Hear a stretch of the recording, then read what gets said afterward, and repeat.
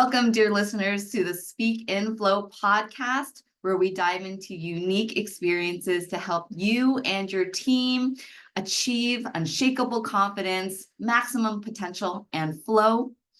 I am so pleased to have a wonderful leader today. She's an experienced HR leader, Chrystal Ellis Sweazey, HR director with the American Conservatory Theater. Hi, Chrystal. Hi, Melinda. Thank you for having me. I'm so excited for our conversation today. This is going to be amazing and juicy. Before we dive in, can you share with us what is happening in the American Conservatory Theater? What are the passionate projects that are happening? Oh my God, we have so many amazing things. So for our main stage, we've got Private Lives on. That's a Noel Cowell production, and we're just super excited. It has some tango in there, some really great music.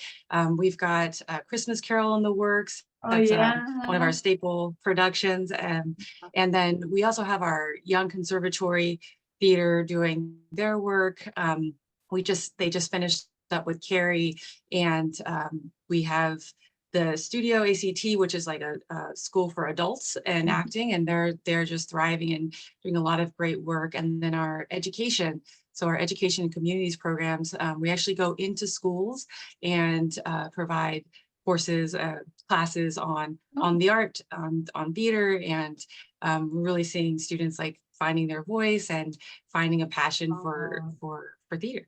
I love that. And what makes you passionate as the HR director being over there? So I mean, working at a theater, it's a big space, right? There's a lot of people coming in and coming out, and I love working with people. And so I get the opportunity to work with amazing artists, with amazing administrative team, educators, and it's just a great community. Yeah, so this dovetails into the conversation, people, relationships, and how beautiful and also complicated they can be. And so in what you do at where you've been in terms of HR director, HR leader, you've seen a lot. And so what do you see are some of the more challenges, the difficult things that are happening in the workplace with regard to leadership and people? Sure. So I think that, time old issues, just around communication. We're coming out of we're post pandemic. We have a hybrid model. And so people are still adjusting to what it means to not everybody being in the office, some people being remote, some people coming in sporadically. And so the communication, even though we have all these different forms of communication, we've got, text, Slack, email, phone, Zoom, there's still just a challenge with making sure that we're communicating in a healthy, positive way and effectively in the workplace. For sure. And so dive into what are the impacts of having the ineffective communication, especially with hybrid. What are the impacts, potential negative impacts that it can have on an organization if they're not getting it? Yeah. So if people aren't communicating well, we find that there's a disconnect within the teams and also like throughout the organization. So the culture itself is really impacted in a negative way, in the sense of like folks feel unheard.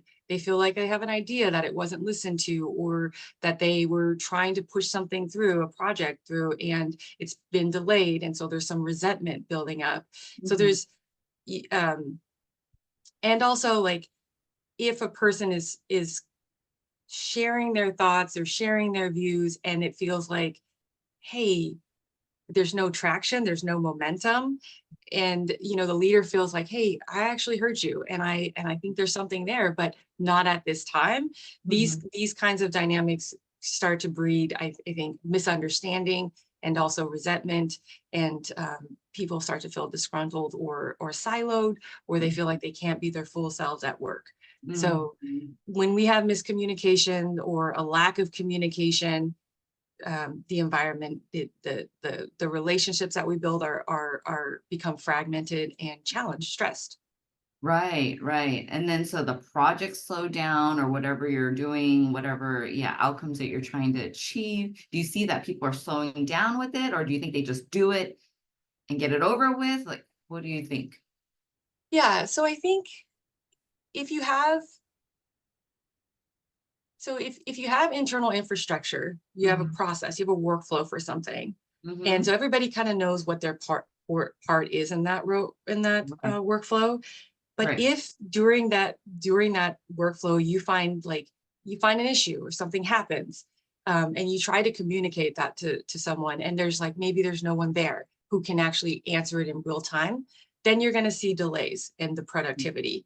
Or Mhm. if you're talking to someone and they don't really know what to do, right? Mhm. Because they haven't been trained, or they're not there often enough to see the nuance of this problem, then you're going to also have delays. So I think it can slow down productivity. Mhm. Um, and I mentioned like the piece around resentment is like people get Mhm. frustrated when they Mhm. feel like, hey, I'm talking and you're not hearing me, or I'm talking and you're not listening. Or Mhm. you hear me, I hear you telling me that you hear me, but you're Mhm. actually not getting the point. Because if you understood the point, you would change your behavior. So I Mhm. think definitely we see a slow and a reduction in productivity sometimes, but also resentment. People feel Resentment. frustrated. Yeah. Yeah, and then people may or end up leaving. Maybe they stay, but then they're just really resentful and they talk to other people about it. Yeah, I Or, think that definitely happens. I feel like what I've seen in my career is really like if you have a leadership, and I think we do at ACT currently, that leans into the mm, issue. So mhm, if there is a lapse in communication, or when there is a lapse in communication, it's like, hey, what happened? mhm, Where did we what could have been done better? How was the tone? Should this been delivered better? Should there have been more people involved in the process? So mhm, I think, you're always, because we're dealing with people, human beings, you're always going to have breaks and misunderstanding in communication. It's all about how leadership and management, and your employees feel empowered to problem solve or to address those concerns. So it's like yeah, it's not a terrible thing that if you have like, oh, we notice there's communication problems in the workforce. Yeah, they're there, and they're right, always going to be there because right, people right. are moving a million miles per minute sometimes. Uh-huh. Um, or some people just, there's different personality types. So Uh, people don't jive, and Right. there's that. But I think really the key piece is like if you if you open the space up, Yeah. by training your leaders and providing training to your leaders and also your managers and your employees to say like, hey, there is a misunderstanding there, and I understand that you're frustrated, but let's see, what can we do to problem solve? Right. What can we do? What do you need right now in Mm, order to be able to do your job effectively? What do you right. need right now to feel like you you have the tools and the resources to be successful on the job right now? Right. Right. So I think I that's love. just it's a key piece. Mhm. Yeah. Getting curious and asking the questions. And before we get into all of the what can we do, I'm just curious from your where you seeing or what you've been in HR for a long time in the workforce, like is the communication getting worse? Do you know, or is it about the same given all the new challenges that we have with technology? And like Yeah. So is it the same or I'm not sure. I mean, it's always going to be there, like you said, communication challenges, but I wonder if it's like mean, from your perspective, getting worse or the same? so we're seeing across industries actually Uh, there's a real call for civility in the workplace. mhm. So there's still studies being held, Yeah, research is being done yeah. about this specific topic, but across industries and within the HR, like human resources, articles that I've read, I've seen an influx of articles on like how to be civil in the Mm, workplace, how to cultivate civility in the mhm, workplace. We're living in a very divisive time in a lot of ways. We had a president um, who came in and had strong views. I mean, they all do, all presidents do. And I think in some ways the backlash of having a president who validated, being indignant, a president who validated and gave people permission to be sexist or racist, right? So I think that still is permeating through the culture and in our society. So yeah, I have seen more incivility in the workplace than previously. And I think it's not just because of the workplace, but I think there's a lot of socioeconomic, political, and even religious issues that people bring with them into the workplace that cause division or challenges with communication. Yeah. Is it because they're so fixated on their perspective and their I mean, we've seen some of that. We've seen like the kind of fixed mindset whereby like in this instance, it's like I am right and you yeah, are wrong. And if right. you don't agree with me, then you are bad or someone I don't want to work with or someone I don't want to talk to, or how dare you feel that way. Mhm. Definitely seen that on both sides, from liberal to conservative. And it's it's one of those things where like we're always going to have diversity of thought in the workplace. Yeah. We're always going to have, at least we strive to have that, right? We Yeah. want to have, in order to have innovation and creativity, you need Yeah. differing perspectives, differing expertise. And so the question is not like, is it, for me, it's like, is it a bad thing that people are more challenged coming into the workplace? I don't know. I mean, that's a judgment call. But the fact is that it is here. We've got folks who are pro-Palestinian, and we have others who are not. We have folks who believe in developing an anti-racist organization, and we have folks who think there's no place for that in the workplace. So we have these really strong dichotomies. Mhm. And every person who has wherever they land is going to be in a workplace. And so Mhm. how then do we work on civility in the workplace? How do we do that? Because it has to exist in order for us to be productive and to meet our goals. I love that. So how do we do that, Crystal? Yeah, the jury is still Very out. We're big. still trying, and I think we're seeing some success. I think a lot of organizations and companies are trying and seeing some success. Okay. But some of the things that we've done is really, really thankful for having a leadership team, and our director and artistic director are just so available to support the processes as needed. And so some of the things that we've done is had trainings on communication. Um, we've had guest speakers come in and talk to us a bit about forgiveness in the workplace, about bridging relationships in the Beautiful. workplace. We've had circles, community Oh, circles where, or we call them listening circles, where you could come wow. in. There was a facilitator who had a trauma-informed background, and also restorative justice background Mhm. and mediation, a Oh, background in mediation. So this person came in, did an amazing job working with, providing a space for members of our team who wanted to go and share where they're at. It's like, hey, there's a war going on. There's many now, but like there's this war going on, and it's really weighing on me to hear about the children who are dying. And it's hard for me to come to the workplace uh-huh, thinking about that. And uh-huh. then it's hard for me to hear someone else joke about it and saying it's not our problem. So, Right. we were able to kind of hear the different stories and the different perspectives, and allow people to have that opening and that space to like decompress in a Uh-huh. very like, constructive, and was a um, positive environment for that. How did she help with, so she opened it up, people were saying what they were feeling and saying what's on their mind, and then how did she, if there were two people that were like with different opinions, maybe they starts to get heated up. I don't know if you were there, but how would she have navigated that? Like she, do you Yeah. I went to the, we had 3 sessions, and I went to them all. And the way she opened it up for a few of them was how, given the political climate, Mm-hmm. given the situations that are happening in the world Mm-hmm. and locally, how is this landing for you? Mm-hmm. How are you processing this? I Mm-hmm. think people really took that and answered it honestly.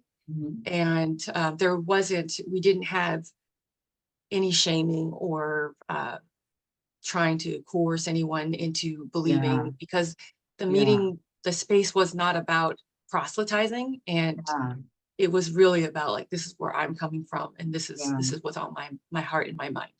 yeah. I love that. And then there's just such pure, I don't know, just a healing, a respect, being Yeah, people feeling heard. yeah, And there's, like you said, there's no coercing. And so I think a part of that means then when you start to, and just by pure being there and yeah, being in that group together, like listening in different perspectives, I think that's so, and it also bridges some, hopefully some understanding of each other and yeah. perspectives. So And I think it also garnered some grace for yeah, anyone who had maybe a different perspective, um, to actually see the other person as like, oh, they're human right, still, right? right, They right. disagree, but they're still my colleague. They're still my friend. They're Yeah, still here yeah, with me. We're still in yeah. community. I love that. And how have you, what, have you been with someone and worked with someone or talked to somebody? I think a lot of people may come to you with a lot of heated issues. They're upset. They're either sad or angry. Like, what do you do with how do you Yeah, yeah. I mean, we- yeah, there's a lot of there's what do you do with that? right? There's not, I don't know that there's a cookie cutter solution, Uh-huh. but I do think there is a common approach, Mhm. which is to come into the space and into the conversation humbly, Mm. ready to listen, Mhm. and open to what they have to say. I Mm. think sometimes people come in with an affect, or they're upset, or the defenses can go up, Right, and right, right, it's really important to remember, it's like, it's not about you. And in right, fact, you're not here because of yourself. You're here right. to support this person. You're here to help this organization meet its goals. So I think listening, and really sometimes the meeting is just like, let the person blow off some steam, Yep. and and then let's have another meeting tomorrow, or let's touch base later this week, and we start to think about problem solving, and or how we want to address the issue. And so for some folks, it's like, once they've let it all out, they'll go home, they'll think on it, and then they will be like, I'm done. I've said all I needed to say. You have the documentation. I'm done. I don't need anything else at this point. And then Mhm. there are some folks who are like, this person is driving me nuts. If we Mhm. don't stop it, if they're not fired immediately, I'm going to have to leave. And there's all of that. And so we just kind of unpack. We don't, it's a process, but it's like, tell me a little bit more about what's irritating you. Yeah, yeah, Okay. yeah. You know, um, So, like, and I then love that, it's, like, you're, like, calling out the actual what you're feeling, what you're sensing. yeah, because a lot of times it's like, it's an interesting, like, sometimes it's about the work not getting done, but Yeah, the other thing is like that personal trigger for that person. right. And so it's like, if we can get past that personal trigger, then you can start to talk about the work that actually needs to get done. What are And some personal triggers that you've called out that you hear, that you oh, sense? well, if someone feels like if their colleague won't listen to them, if they feel like their colleague ignores them, if they feel like their colleague is too loud, or their colleague isn't really interested in what we're doing, what they're Mhm. doing, like, these are things that really can upset people. They Right. feel like their colleagues always late, and they're only late with them, like they Mhm. don't meet their deliverables on time. So those are the type of things that come up. And sometimes it's like, you know what, let's go ahead and look into it, and I'll follow up with you, and I'll just say, like, I'll look into it, and I find that in fact what they're saying is true, and just talk with the supervisor, and the supervisor will decide if they want to have a conversation with the employee, or if they feel like they need to have me there to have that help with that conversation. But we do address the issue, and then circle back to that employee and say, hey, I heard you, and I just want to make sure you know that we've addressed this issue. If you have any other concerns, you can go to your supervisor, or you can come back to HR. And that's a done situation. I mean, it's done for the time. Um, and then for the folks that it takes a little bit more time, it's a little bit more ongoing. try to offer like professional development courses or a coach. I've offered that. We offer that quite a bit, which is like maybe you need a professional, coach to help you think about your management style, or to think about your work style, how you show up in the workplace. And so we use certain different tools for different people based on their concerns. But Mhm. that general, like going back to kind of what I was talking initially, that general place is like, it's important to ask questions that help the employee to reflect on their own behavior and their own biases and their own perspectives without them feeling judged. Because Right. the questions aren't meant to like, well, you should feel this way, or why do you think that? It's more like, tell me a little bit more about that. And what is it that, like, say something's annoying you, like, what is it that's annoying you?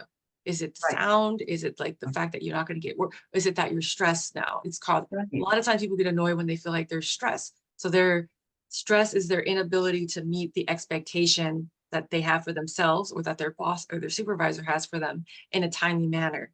Right. So like, okay, so the real issue for you is you're you're now delayed. Your workflow is now interrupted. So what do you need to plan accordingly, or do we need to address this with the individual? So we talk about those types of things. No, I love that because you're coming in with compassion, asking the right questions. Because a lot of time, if someone's coming at me, I hear earlier you're saying we can tend to be defensive. Like we Yeah, can either be like, oh my, because the person's coming at you, they're upset. And so if I'm the leader, I'm going to say like, well, that's not true. Or I can be defensive and start to defend where I'm coming from.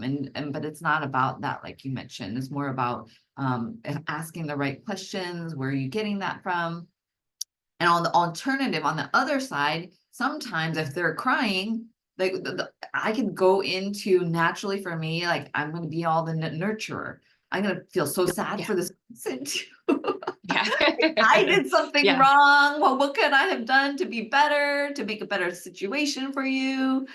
yeah. So yeah, it's holding that ground. Yeah, I think that's a good point, like a good point that you make around holding the ground, because I think the posture that Uh, you come into the meeting with, or that yeah. you take as a leader, as an employee or manager, is really important. And so Mhm. when the dynamic is such that someone is in tears, or there's like anger, or just real strong, visible um, emotion that we're not comfortable with, right? Because like we're okay with like happy emotion, like Yes. that's okay, this is fine. But someone comes in like angry and like shaking or something, then you're like, you're like, whoa, like this emotion is a little harder to deal with. Right. But I think the thing about emotions is it lets you know, it gives a little clue about where the person is, and that's Uh-huh. a good thing. Uh-huh. Um, That's good to, yeah, I like that perspective. It's a good thing. So you know where the person's at when they're showing their emotion. yeah, Uh-huh. and then you can, when you're in that conversation, I think there's time for tears. Like there is a time like this person is like breaking down, or they need to shed these tears. And not always when someone's crying it means they're breaking down. It might just be stress or whatever. Um, there's a time for that. And then there's a time to move forward in the meeting. And Mhm. and you have to play it by ear. It's a delicate thing. Sometimes it's like, okay, you're not in a space. I can see by the tears and the front, like I can see by the tears that we're not in a place to have this conversation. So why don't Yeah. we take a minute? Do you need to take the day? Do you need a couple hours? Do you need to go get lunch? Do you need some water? Do what you need to do to take care of yourself. Mhm. And then we'll come back to this a little later. That's that conversation.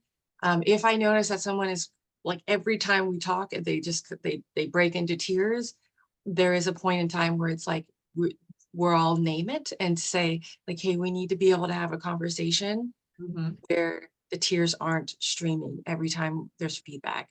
So if there's something about the feedback, if there's something in the tone, if there's something that you need, please let me know. But Yeah. at this, at some point, we need to just be able to do the work without the tears. And, Yeah. I've seen people kind of straighten up and be like, okay, we're ready to move forward. And others have said, like, I just feel like maybe I need to take a minute when I hear feedback. I take it very, very personally. And it's really Uh-huh. not about you. It's what happens. It's like, Uh-huh. okay, that's fine. And just knowing that helps to like plan other meetings. So Right. And also to prepare. It's like, hey, we're going to have a meeting and there is some feedback that I need to give you. So just please come ready to hear it. And if you're not ready to hear it, let me know and we can reschedule, just so that the person has a little bit of room to process and get ready. Right. That's so beautiful. That's so Yeah. beautiful. And going back to like what you were saying, in the workplace, there could be there's lots of different conflicts, different perspectives, Mhm. and so having these type of strategies, these ways to navigate, in a very compassionate, relationship-oriented way, thinking about the person and also the relationship, it's beautiful. Would you like to add anything else in terms of how do we continue to think about our relationships even when we're going through so many different things? Yeah, I think, someone in human resources or in leadership might say, like, I don't have time to deal Right. with the things the way that you're talking about Oh, dealing with. I yeah. don't have time to have these conversations to like prep them for a meeting with them. They should just be able to come to the meeting. And I Perfect. would say, like, if your entire staff is that way, then you're going to have an issue, right? Because Right. you're not going to have productivity. But if you've got a few folks who have this kind of disposition, I do think, and they do produce and they do help, like, meet your company goals, and they are helping within, they're active, and very productive within your team. I Mhm. do think it's worth it to take a minute, take a beat, and like work with that employee and support them and find out if you can provide professional development or coaches that will support them in their growth to get Mhm. them to be at a place that you feel like is more in line with your standards for your team, for your employees, or for your organization. Mhm. So it's, there's, I understand the argument that there's no time, but I also think, like, if you want your organization and your company and your team to be healthy, to be thriving, to have retention, great retention, you're going to want to invest in the people. Like, you don't have an organization or a company without people. So Right. prioritize them. They're your biggest asset, your biggest Right. liability. But Right. how do you want to handle that? Right. Right. So I would say just keep that in mind about having grace, about recognizing that people are coming from all different places, and Mhm. like politically, socially, in terms of religious, in terms of sexuality, all of it, education, and not everybody's going to fit the mold of what you think that they should fit, but they Mhm. might they may still be an asset, and they Mhm. may still have, produce the way that you need them to. So I, Mhm. I do think it's worth the investment. I do. That's so beautiful, right? Yeah, there might be people, maybe if you just get a little bit more curious as a leader, does take time. But Yeah. like you mentioned, your people are your greatest assets. So take a little bit of time, to find out where they're at and then give them the resources they need if that makes sense. Yeah. That's And great. then have the discernment and the professional Yes, discretion to know, right, like, this isn't working. When right, it's not working, it's not working. But right, give it a try. Like, right, lean right, in. right. Um, I think that's Versus ignore it. versus ignore it. Exactly. Or right, right. So I love that. So I'd like to ask you what I ask all my guests at the end. What is the one Mhm. leadership golden takeaway that you want the audience to remember? Build those relationships and lean into it. Yes, even if it's uncomfortable, even if it's uncertain, even if you don't have time, have that discernment to know when to lean in. Yeah, I think, yeah, and it's like, how do you want to live in the world? How do you Right, want to be seen in the world? right. How productive do you want to be? Right. I think I know that building positive and constructive relationships with people not only feels good personally, but also will advance you professionally. You will have more, you will have more allies in the workplace. You will have more support for your ideas to move things forward. So, and you will also have more, um, I feel like like being comfortable in the workplace. People will know, you will feel comfortable, they'll Mhm, feel comfortable, the drama starts to mhm. reduce. So it's really important to just build those relationships.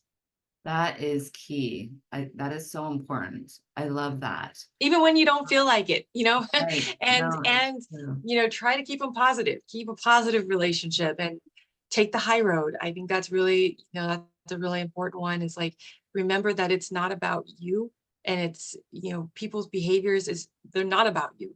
It's really their own thing. And you've got to figure out how you're going to work it to make it so you can be productive and they can be productive in the workplace. Mm-hmm. Yeah, asking ourselves, how can we make this work? How can we collaborate? Yeah.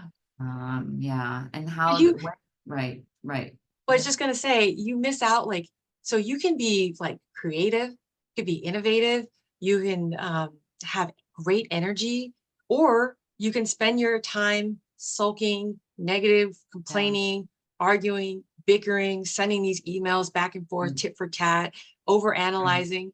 I mean, what kind of person and what kind of workplace do you want to be in? And I think if you take the time to yeah, create that. build those relationships. I love it. Yeah. I will drop the mic right there. Thank you so much. Build those relationships. Thank you, Chrystal, for your time. Thank you, audience, for being here. Until next time, I'm your sister in flow. Keep building those relationships and create the space, the environment that you want in the workplace. Be a leader in it. And until I see you again, take care. Bye. Bye. Thanks for joining the conversation today. Are you curious on how you measure up with your ability to speak in flow?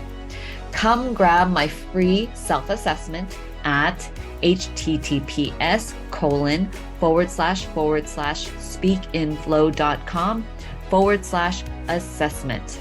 And I'll see you on the other side.